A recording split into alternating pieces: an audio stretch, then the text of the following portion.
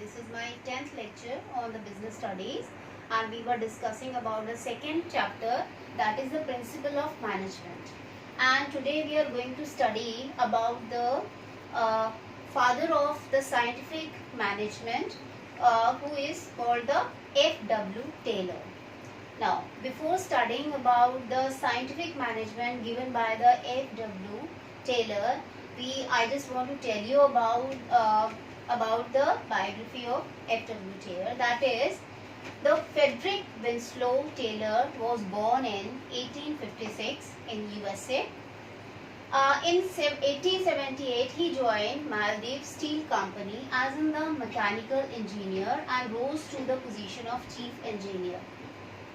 He was primarily concerned about the efficiency of the worker, eliminate the waste of factories, and optimum utilization of work. So here we are actually talking about the scientific principle given by the F.W. Taylor. Here we are studying that who was it F.W. Taylor. Actually, he was born in 1856 in USA and he joined as a mechanical engineer in one of a steel company, and here he developed some scientific principle which is he actually emphasizes on the efficiency of worker. Through its scientific management of principle, he actually stress on the efficiency of management the worker, eliminate of the waste of factories, and optimum utilization of resources. So his principle and techniques were based on the observation and experiments with his idea over the period more than 20 decades, and made significant contribution to the theory of management. He insisted on the introduction of scientific method. So the Taylor was in a view that the management techniques or management principles should be emphasis or concerned with the science.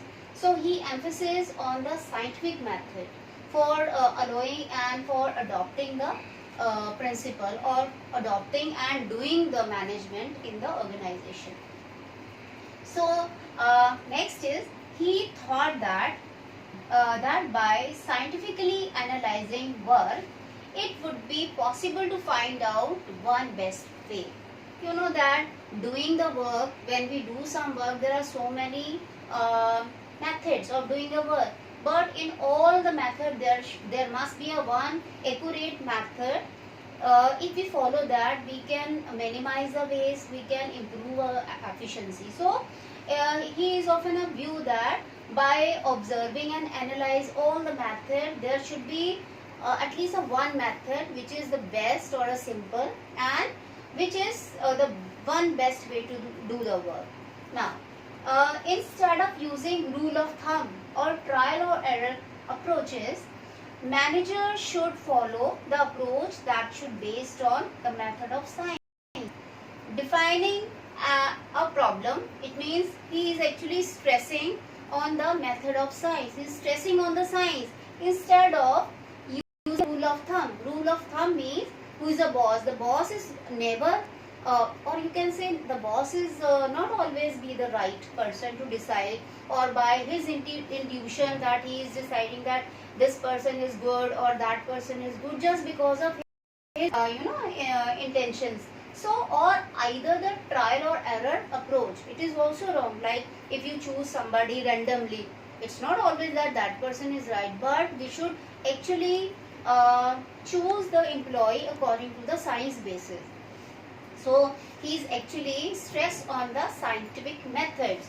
Here mean the approach that should be based on the method of science, defining problems, developing alternatives, solution, anticipated consequences, measuring progress, and drawing the conclusion. So he stressed on actually on the problems, what are the problems, and then developing the alternate solution, what are the problem, and if there is a problem there must be the solution. So here he trying to actually search the solution, then anticipated consequences, what are the result of it, then measuring the progress and drawing the conclusion. So these are the things he stress on. Next is, he broke up human activity into small parts and be done effectively in less time and with increased productivity. He was in a view that instead of obeying the one boss, he actually have a thought that there should be the functional foremanship. It means the work should be divided into the small parts, and that small parts is the part A of the work. It should be monitored by the different persons. So it means here he want to say that the work should be broke up human activity into small parts. Next is he wanted that workers should cooperate with management, and these would be no need of trade union. It means there should be the you can say there is an actually the mix of the management and the employees. The employee should have it means that the worker and the management should be the complementary to each other. It means that he wanted that workers should cooperate with management, and there would be no need of the trade union. The best result would come from partnership between the trained and qualified management and the cooperative and innovative workforce. So see, he used that the partnership, the best partnership between the trained and qualified management and cooperative and innovative workforce. Each side needs the other. Now come to the definition he is given about the scientific management. That is, the scientific management means knowing exactly what you want men to do and seeing that they do it in the best and cheapest way. Very small, it has a very small definition, but have actually carrying so many things in it. It means it has knowing exactly what you want men to do, and during that they do it in the best cheapest way. Meaning of scientific management. Now what is the actually meaning of it? That is application of science for each and every element in the management. So according to this definition, actually the Taylor want that in each and every application of science for each and every element of the management. So it means that the science should be present in all the things in the management. Now come to the meaning. Now come to the next, that is, it means, what is the meaning of it? It means that conducting business activity according to the standardized tool, methods and trained personnel in order to increase the output, improving its quality and reducing the cost and waste. So he emphasized on increasing the efficiency and decreasing the waste. So what is next is that Taylor, popularly known as father of scientific management. Here he is known as a father of scientific management, developed various scientific principles and the scientific techniques. So the Taylor was actually not given only the scientific principle, but also he has introduced the scientific techniques. So what are the scientific principles and the techniques? That are as follows. The scientific principles are, first is, we have the 4 scientific principles. Here the first is science, not the rule of thumb. Means science, not the rule of thumb. Second, harmony, not discard. Next is cooperation, not individualism. Fourth one is development worker to their greatest efficiency and prosperity. So these are actually 4 principles given by the F.W. Taylor. Here he has also given the scientific techniques. Now what are those? First one is the functional foremanship. As I have told you that he broke up human activity into small parts. So here it is, he has given in a first technique the functional foremanship. Okay. second one is standardization, third one the work study, and the fourth one differential piece wage system, that is very famous in the labor class for for just analyzing their laborer for wages. That is a very basic formula. Now next is the advantage of scientific principle. What are the benefits and advantage of these principles? So it improves efficiency of business through the simplification and the specialization. Okay. Second one, it helps in reducing the cost by eliminate the waste. Third one, mutual understanding and cooperation between the worker and the management.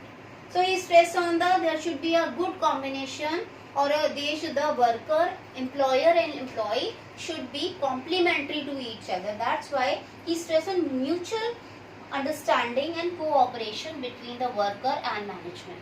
Fourth one, more training to improve the skills.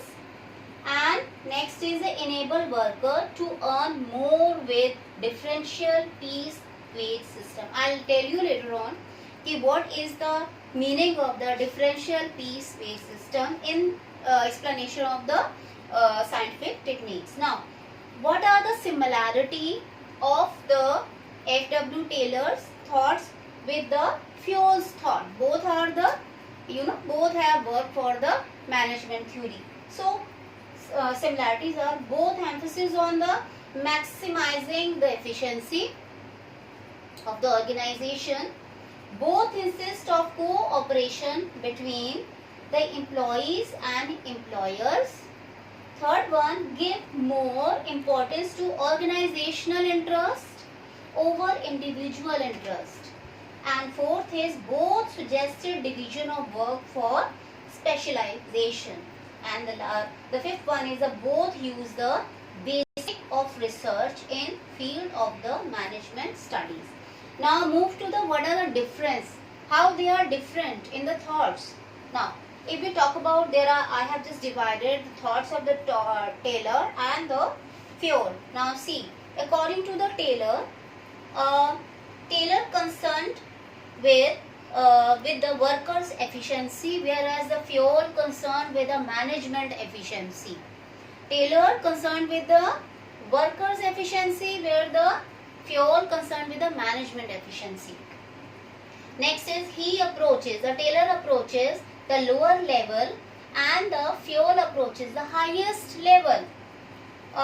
Third one is the Taylor emphasis on the standardization of work, and whereas the Fiole emphasis on the function of management. The Fiole has given a high function of the management. Fourth one is the Taylor focuses on the elimination of waste of movement, and the focus on the elimination of the wasteful movements and saving energy of the worker and increase the production.